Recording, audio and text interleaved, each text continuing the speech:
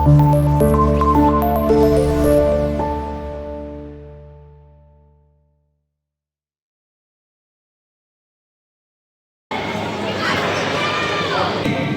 ایمان را نصیب از خواندن قرآن بود، مونس از قرآن بدیند، هر که را ایمان بود، هر که فرزندش بخواند نام رحمان و رحیم، ابر رحمت در سرش چون پایه باران بود.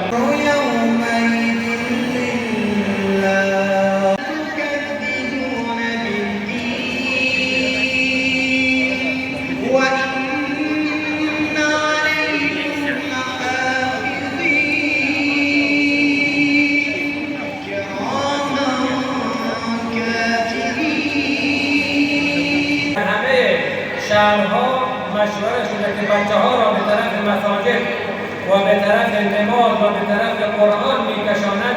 یکی از اون آله ها فقط فوتساله. در این راستا قدمی برداشتم، در راستای تشویق دانش آموزان و قرآن آموزان برای تعلیم قرآن، برای یادگیری شعائر اسلامی. الله تعالی به همه ما شما عزت عنایت بفرماید. طایبات، سالاباد و تیم توابع سالم. تشکر فراوان داریم از میزبانی شهرستان صالح آباد برای برگزاری این جلسه که برای دانش آموزان و قرآن آموزان برگزار کرده بودند. واقعا از مردم صالح آباد تقدیر تشکر. مسابقات 4 جانبه فوتسال مکاتب قرآنی با حضور 40 تیم از شهرستان‌های صالح آباد، جنت آباد، سرخس و طایبات در 3 رده سنی به میزبانی شهرستان صالح آباد برگزار گردید و اختتامیه آن با حضور تیم‌های برتر انجام گرفت.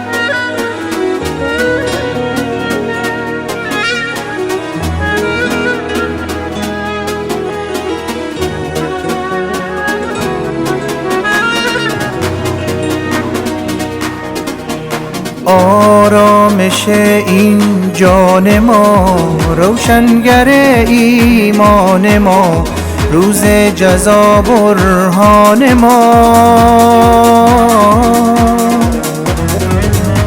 آیات او آرامش است، مملوز علم و دانش است، بر دل چو نوری تابش است.